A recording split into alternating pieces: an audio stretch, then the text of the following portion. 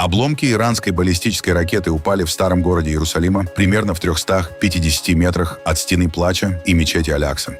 Великобритания разрешила штатам использовать свои базы. Трамп раздражительно говорит: «Хорошо, но нужно было раньше». Иран угрожает расплатой США и Израилю. Аббас Аракчи намекнул и на Великобританию. Забрали деньги и золото. Спецслужбы использовали сыворотку правды при допросе, но при этом сам Виктор Орбан борется как лев. Венгрия очень хочет российскую нефть. Мусульмане по всему миру отмечают один из главных праздников Ид-Аль-Фитр. А теперь об этом подробно и по делу. Это один день. Подпишитесь, поставьте лайк этому видео и оставьте свой комментарий. Заранее спасибо и начинаем.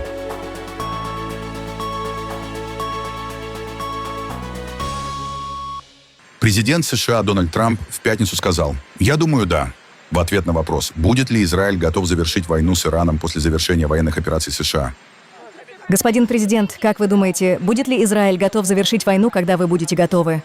Я думаю, да. Это бандиты, звери и ужасные люди. Но сильнее, чем мы их ударили, уже нельзя ударить. Но я не удивлен. Они казнили 3 молодых людей за протест. Вы сказали, что открытие Ормузского пролива — это простая военная операция. Очень простая, да. Что вы имели в виду? Это простая военная операция. Относительно безопасная. Но требуется большая поддержка. Нужны корабли, нужна масса сил. НАТО могло бы помочь нам, но пока у них не хватило смелости сделать это. И другие тоже могли бы помочь. Но, знаете, мы этим не пользуемся. В какой-то момент пролив откроется сам. В какой-то момент. Сам пролив. Мы делаем хорошую работу. Но было бы неплохо, если бы страны, включая Китай, использует 90% своей энергии через него. Япония — 95%. Было бы хорошо, если бы эти страны подключились. Смотрите, мы можем вести диалог, но я не хочу прекращения огня. Прекращение огня не делают, когда вы буквально уничтожаете другую сторону. Перед вылетом, во время мероприятия в Белом доме, Дональд Трамп также успел заявить, что в Иране не осталось лидеров, с которыми можно вести переговоры. Они не понимают, что происходит. Их флота больше нет. Их военно-воздушных сил больше нет. Их ПВО полностью уничтожено. Ее больше нет. Их радары уничтожены. Их лидеры все уничтожены. Следующий уровень лидеров тоже уничтожен. И следующий уровень лидеров в основном уничтожен. И теперь там больше никто не хочет становиться лидером. У нас возникают трудности. Мы хотим с ними поговорить, но говорить не с кем. Нам не с кем говорить. И знаете что? Нас это устраивает. Я хочу начать с того, что у нас все идет чрезвычайно хорошо в Иране. Разница между ними и нами в том, что у них был флот 2 недели назад, а теперь у них его нет. Он весь на дне моря. 58 кораблей уничтожены за 2 дня. А у нас самый мощный флот в мире. И это даже не сравнить. Так что у нас все идет очень хорошо. Мы не позволим им получить ядерное оружие. Потому что если бы оно у них было, они бы его использовали, и мы этого не допустим. Это нужно было сделать гораздо раньше предыдущими президентами. В Иране зафиксирован дым в районе авиабазы Бендер-Аббас. Видео снято очевидцем из движущегося автомобиля. Геолокация подтверждена по совпадению дорожной инфраструктуры и зданий со спутниковыми снимками. Точная дата съемки не установлена. Однако местные источники сообщают о происшествии 20 марта. Иерусалим подвергся ракетной атаке со стороны Ирана. Сирены воздушной тревоги прозвучали над старым городом за секунды до взрыва. На кадрах видно, как за куполом скалы поднимается столб дыма. Пока не ясно, было ли это прямое попадание или падение обломков ракеты. По данным израильских властей, в результате атак пострадали несколько человек, зафиксированы разрушения. В течение дня Иран выпустил по Израилю несколько ракет, вынудив миллионы людей укрыться в убежищах. Новые ракетные пуски зафиксированы над западным берегом и Тель-Авивом. В небе видны пролетающие снаряды. В городах звучат сирены. Израильские службы сообщают, что жертв в этих эпизодах нет. Тем не менее, атаки продолжаются и охватывают все новые районы. На севере Израиля зафиксированы пуски ракет со стороны Хезболлы. Системы ПВО пытаются перехватить цели. В небе видны следы ракет и вспышки взрывов. Израиль перебрасывает танки и бронетехнику к границе с Ливаном. Обстрелы продолжаются на фоне расширения конфликта. Хезболла, поддерживаемая Ираном, активизировала атаки после начала войны в конце февраля. Перспективы скорого прекращения боевых действий остаются неопределенными. Великобритания разрешила США использовать свои военные базы для ударов по иранским ракетным объектам, которые, как утверждается, атакуют суда в Ормузском проливе. Решение приняли после совещания правительства. В Лондоне заявили, что действия рассматриваются как коллективная самооборона. Премьер-министр Кир Стармер ранее сомневался в законности операции, но изменил позицию после ударов Ирана по союзникам Великобритании. На британских базах размещены американские самолеты и военная техника, которые могут быть задействованы в операции. На разрешение отреагировал уже Дональд Трамп. Ну, это было очень запоздало со стороны Великобритании. Я был удивлен, потому что отношения у нас очень хорошие. Но такого раньше никогда не происходило. Они были фактически нашим первым союзником во всем мире. Первым союзником. И они не хотели позволить нам использовать остров, так называемый остров, на который по какой-то причине они передали права. И, честно говоря, я был немного удивлен Великобританией. Но им следовало действовать гораздо быстрее. 2 человека задержаны при попытке проникновения на военно-морскую базу Фаслейн в Шотландии, где размещается ядерный подводный флот Великобритании. По данным полиции, инцидент произошел вечером 19 марта. Задержанный мужчина 34 лет и женщина 31 года. Их гражданство не раскрывается, однако британские СМИ сообщают о возможной связи с Ираном. Расследование продолжается. База Клайд на западном побережье Шотландии является ключевым объектом национальной безопасности и местом базирования атомных подводных лодок. Инцидент произошел на фоне обострения ситуации на Ближнем Востоке. Великобритания не участвует в ударах по Ирану, но задействована в перехвате ракет и беспилотников в регионе. Военно-морские силы подтвердили задержание и отказались от дальнейших комментариев. США ускоряют переброску сил на Ближний Восток на фоне продолжающейся войны с Ираном. По данным американских СМИ, в регион раньше срока направляется десантная группа во главе с кораблем USS Boxer и 11-м экспедиционным подразделением морской пехоты с численностью более 2000 человек. В составе соединения также десантные корабли USS Portland и USS Comstock.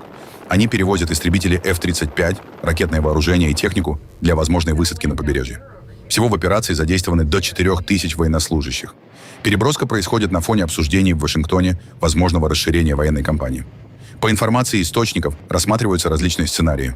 От усиления давления на Иран до потенциальной наземной операции. Администрация Трампа рассматривает возможность оккупации или блокады острова Харк в Иране, чтобы заставить Тегеран открыть Ормузский пролив, сообщили источники Axios. Остров, расположенный в 15 милях от побережья, перерабатывает около 90% иранской нефти, и его захват может серьезно увеличить риски для американских войск. Операция потребует предварительного ослабления иранских военных объектов вокруг пролива и переброски дополнительных подразделений морской пехоты. Белый дом и Пентагон изучают разные варианты действий, включая высадку войск и защиту прохода для танкеров с помощью кораблей и авиации. Решение о наземной операции еще не принято. Эксперты предупреждают, что захват острова не гарантирует уступок Тегерана и может подвергнуть войска неоправданному риску. В то же время США продолжают наносить удары по объектам Ирана, готовясь к любому сценарию, чтобы контролировать стратегически важный пролив. Иран усиливает риторику на фоне продолжающегося конфликта с США и Израилем. Представитель вооруженных сил Ирана Абалфазл Шикарчи заявил: «Американские и израильские военные, по его словам, становятся целями по всему миру». Он предупредил, что курорты, туристические зоны и общественные места больше не гарантируют им безопасность. В Тегеране также утверждают, что руководство страны находится среди народа, в отличие от противников, которые, как заявлено, укрываются в убежищах. Кроме того, министр иностранных дел Ирана Аббас Аракчи заявил, что премьер-министр Великобритании Кир Стармер ставит под угрозу жизни британцев, позволяя использовать британские базы для агрессии против Ирана. Подавляющее большинство британцев не хотят участвовать в выбранной Израилем и США войне против Ирана. Игнорируя собственный народ, господин Стармер ставит под угрозу жизни британцев, позволяя использовать базы Великобритании для агрессии против Ирана. Иран будет реализовывать свое право на самооборону. Верховный лидер Ирана Моджтаба Хаминеи в пятницу 20 марта призвал 2 наши братские страны, Афганистан и Пакистан, улучшить отношения, заявив, что готов предпринять шаги для содействия этому. Эти комментарии прозвучали в его обращении по случаю Навруза, которое было зачитано на государственном телевидении.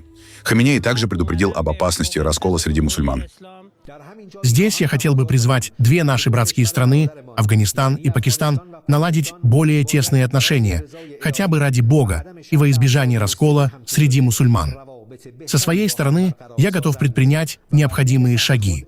Также отмечаю, что атаки, совершенные в Турции и Омане, странах, имеющих с нами хорошие отношения, ни в коем случае не были осуществлены вооруженными силами Исламской Республики или другими силами фронта сопротивления.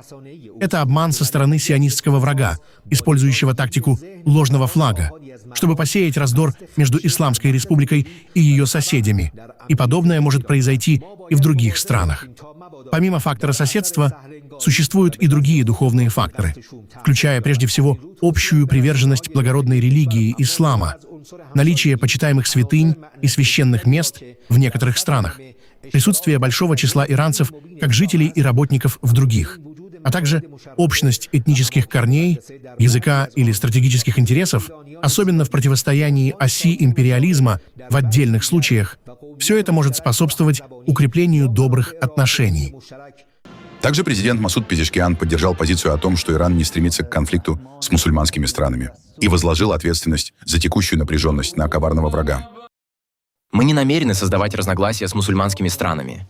Мы не стремимся к конфликту или войне с исламскими государствами. Они наши братья. Текущий спор возник из-за коварного врага, чьи действия и методы создают проблемы для мусульманского сообщества. Мы никоим образом не стремились к созданию ядерного оружия. Каждый раз, когда мы встречались с верховным лидером в присутствии Совета обороны и командующих, он твердо заявлял, что ядерное оружие религиозно запрещено. Ни один представитель Исламской Республики не может двигаться в сторону разработки оружия массового уничтожения. Президент США говорит миру, что мы стремились к созданию ядерного оружия и планировали массовое уничтожение. И, к сожалению, мировые СМИ принимают эти ложные утверждения. На этом основании они заявляют о намерении противостоять тем, кто якобы дестабилизировал регион. Украина отправила на Ближний Восток уже 228 специалистов по защите от дронов. Они работают в Катаре, ОАЭ и Саудовской Аравии, а также сотрудничают с другими странами региона. Президент Владимир Зеленский говорит, у Украины есть уникальный опыт борьбы с атаками беспилотников, особенно типа «Шахед». Параллельно Киев договаривается о совместном производстве дронов с европейскими странами и готовит новые соглашения с партнерами на Ближнем Востоке. Там уже не 210, а 228 наших специалистов в Катаре, ОАЭ и Саудовской Аравии. Мы также работаем с Кувейтом и Иорданией. Я не буду раскрывать детали. Сейчас мы работаем на месте. Хочу сказать, что местные специалисты по ПВО, кстати, достаточно высокого уровня, но они больше работают с баллистикой.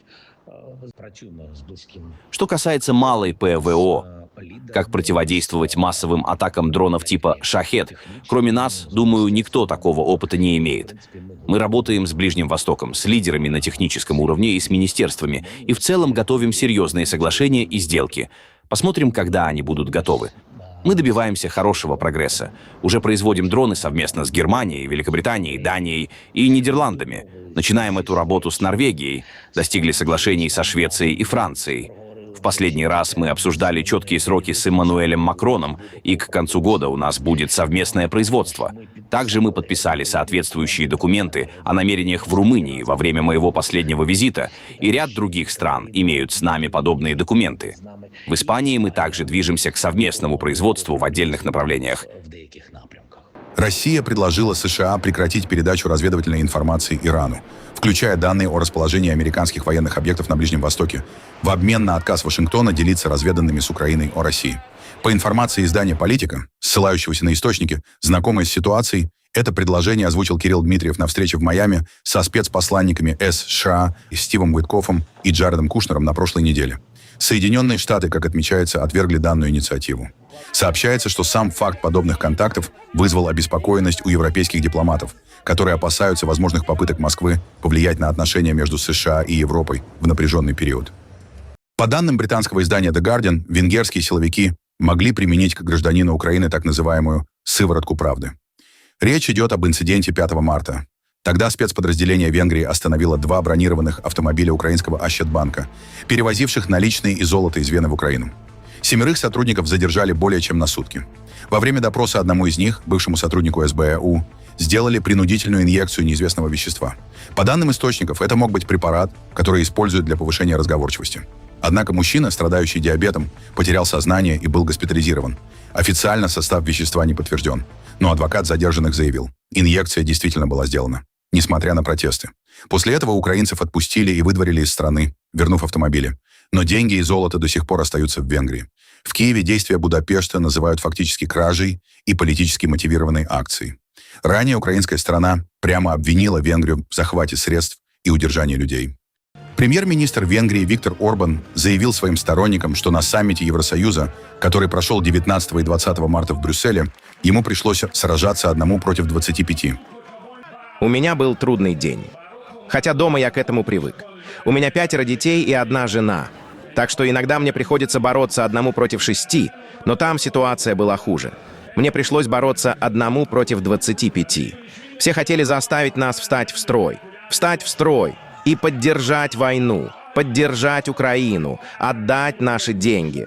Сколько бы лидеры ЙОС не требовали, пока Зеленский не отдаст нам то, что принадлежит нам, и не пропустит нашу нефть, за которую мы уже заплатили, до тех пор ни я, ни Венгрия не будем поддерживать ни одно решение в Брюсселе, которое служит интересам Украины. На предвыборном митинге в Рейнланд-Пфальце канцлер Германии Фридрих Мерц неожиданно вспомнил о Дональде Трампе. Глава правительства в шутливой форме рассказал о недавнем разговоре с президентом США и намекнул на непростые отношения между ними. По дороге сюда я подумал, что это было бы хорошей возможностью пригласить сюда в 2026 году на этот колбасный фестиваль одного человека, от которого я должен передать вам теплый привет. Вы понимаете, о ком я говорю. Я видел его 2,5 недели назад, и он спросил меня, когда ты снова поедешь в Бад-Дюркхайм? Я ответил, на следующей неделе. И он специально попросил передать вам самые теплые приветствия. Вы знаете, кого я имею в виду? Но колбасный фестиваль теперь длится 2 уикенда и 9 дней. Поэтому я попробую убедить его приехать сюда.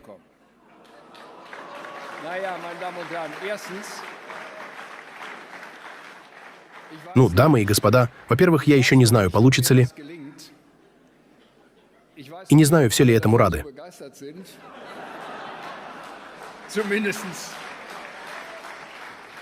По крайней мере, для секретной службы это будет кошмар.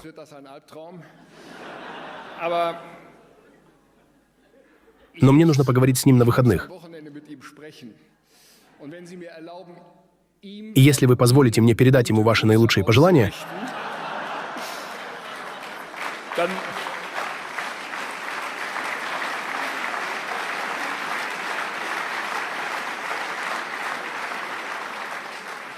спасибо, я воспринимаю это как ваше согласие. Потому что сейчас он мной не очень доволен.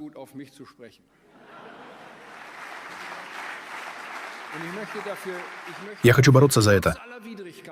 Несмотря на все трудности, чтобы в будущем мы смогли прийти к взаимопониманию с американцами по вопросам нашего взгляда на человечество, нашего понимания демократии и международного права.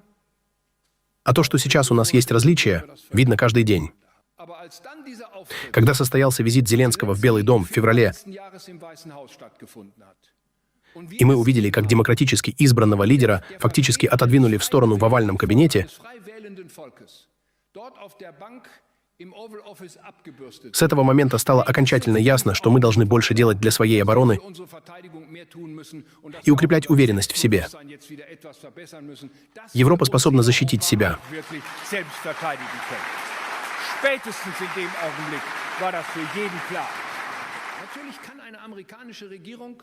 Конечно, американское правительство, и это правительство было избрано законно, может иметь совершенно иные взгляды, чем мы. Но мой ответ на это был на Мюнхенской конференции по безопасности. Движение МАГА — это не наше движение. То, как они ведут себя в культуре и медиа, как они относятся друг к другу, это не наше представление о демократии. У нас другое видение. Я исхожу из следующего. Эта война не закончится военной победой ни для Украины, ни для России. Она закончится только тогда, когда хотя бы одна сторона, лучше обе, поймет, что продолжать ее больше не имеет смысла. Она закончится, когда у России не останется экономических ресурсов ее вести.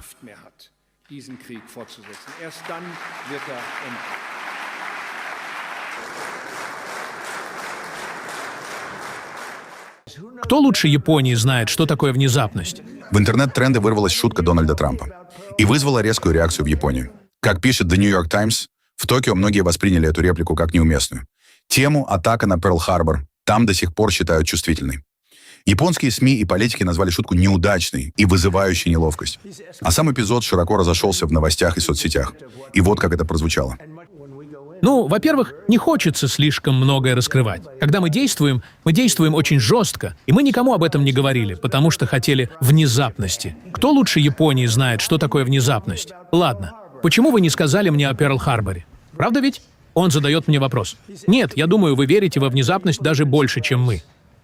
И у нас была внезапность.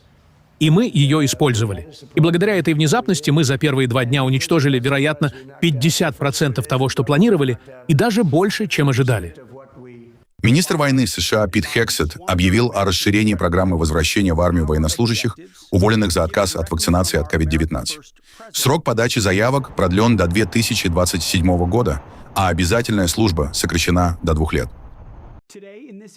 Сегодня в этом видео, как мы и обещали, я хочу сообщить вам обновленную информацию о наших усилиях по восстановлению на службе тех военнослужащих, которые были несправедливо уволены из армии во время паники, связанной с COVID-19. Хотя я горжусь нашими усилиями за последний год, наши обязательства по восстановлению справедливости еще не выполнены полностью. Поэтому я продлеваю действие руководящих указаний Министерства обороны по восстановлению и возвращению на службу, введенных в апреле прошлого года. Обновленные правила теперь будут применяться к бывшим военнослужащим, нашим воинам совести, которые хотят вернуться на службу до 1 апреля 2027 года. Мы продлеваем срок, чтобы каждый, кто хочет воспользоваться этой возможностью, имел больше времени. Возможно, вы ждали, чтобы увидеть, серьезны ли наши намерения. Мы серьезны. Надеемся, вы рассмотрите эту возможность. Чтобы дополнительно стимулировать возвращение опытных и преданных военнослужащих, начиная с настоящего момента, обязательный срок службы для возвращающихся сокращается с 4 лет до 2 лет. Это изменение отражает нашу уверенность в том, что возвращающиеся военнослужащие окажут немедленное положительное влияние и согласуется с потребностями как самих военнослужащих, так и вооруженных сил. Возможно, для некоторых 4 года казались слишком долгим сроком с учетом того, что с ними произошло. Мы надеемся, что это побудит воинов совести вернуться. Это изменение будет включено во все будущие соглашения о восстановлении на службе, и оно также распространяется на тех военнослужащих, которые уже были восстановлены и взяли на себя обязательство служить 4 года. То есть это касается всех. Кроме того, с учетом этих изменений политики, и чтобы обеспечить должное уважение всем, чья карьера была прервана из-за требований вакцинации от COVID-19, я поручаю секретарям военных ведомств, армии, флота и военно-воздушных сил в течение 60 дней снова связаться с теми, кто еще не вернулся на службу, и проинформировать их о новой информации и новой возможности. Мы усердно работаем каждый день. Это наше обязательство перед вами. Исправить ошибки и устранить несправедливости администрации Байдена. Завершение священного месяца. Рамадан мусульмане по всему миру отмечают одним из главных праздников Ид-аль-Фитр. В Мекке, в Великой мечети, тысячи верующих собрались на праздничную молитву, ознаменовав окончание поста в Саудовской Аравии. В этот же день праздник отметили и в ряде стран Персидского залива, включая ОАЭ, Бахрейн, Катар и Кувейт. Тем временем в других странах, таких как Малайзия, Бруней и Индонезия, Ид-аль-Фитр наступил на день позже, из-за различий в наблюдении за Луной, которое определяет завершение Рамадана. Праздничные молитвы прошли и за пределами Ближнего Востока. В Сан-Диего сотни мусульман собрались в исламском центре, где богослужение возглавил имам-шейх Абдель-Джалиль Мизгури. Среди молящихся целые семьи и дети. Ид-аль-Фитр символизирует окончание месяца поста, времени духовного очищения, молитв и воздержания от рассвета до заката. В этот день верующие собираются вместе, проводят время с близкими и совершают благотворительные поступки. Курды в Сирии отметили праздник Навруз, символ весны, обновления и культурной идентичности. Праздничные мероприятия прошли в Дамаске и в сельской местности Африна. Люди собирались на улицах, разжигали костры, танцевали и размахивали флагами. Навруз в этом году приобрел особое значение. Впервые праздник официально признан сирийскими властями.